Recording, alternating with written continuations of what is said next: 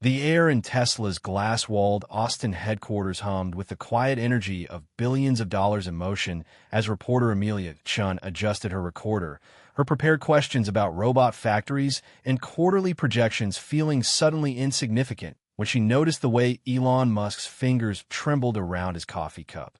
Not from caffeine, but from some deep, unspoken weight, prompting her to abandon her script entirely and ask the question that would unravel the carefully constructed myth of the world's most famous billionaire.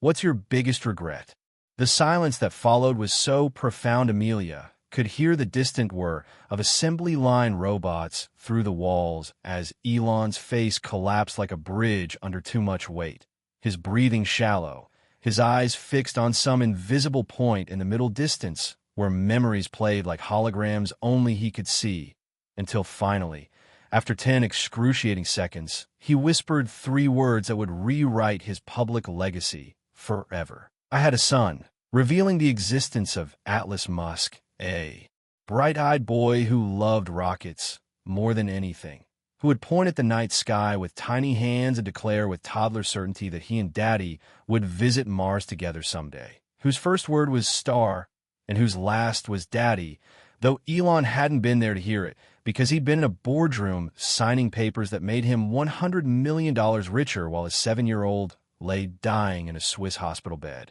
connected to tubes that couldn't stop the muscular dystrophy stealing. His breath couldn't repair the muscles that once chased butterflies in the backyard of their old California home, where Sarah, Elon's ex-wife and Atlas's fiercely devoted mother, had begged him for years to put down the phone, to cancel just one meeting, to understand that childhoods don't wait for quarterly earnings reports,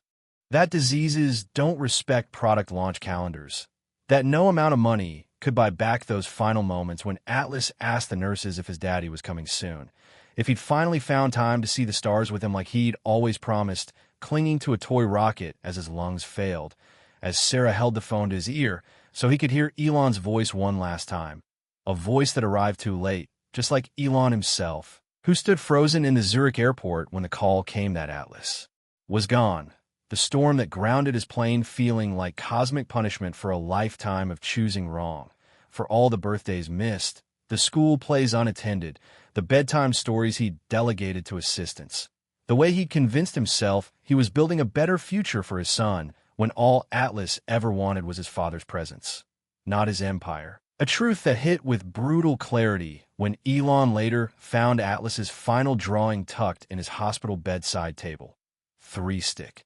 figures under a sky full of stars with Daddy noticeably distant from Mommy and Atlas. The space between them filled with the unspoken question, why weren't you here? A question that now echoes through every Tesla factory, every SpaceX launch, every board meeting where Elon makes sure no parent repeats his mistake, where he shares Atlas's story like a cautionary talisman, where he's built the Atlas Foundation that pays employees double for attending their kids' recitals, that funds pediatric research, that reminds the world in blinking neon letters, love can't wait. A lesson carved into Elon's soul too late, but not too late for millions of parents who read Amelia's article and immediately left work early, who hugged their children tighter, who finally understood that rockets to Mars mean nothing if you lose the boy who believed you'd take him there.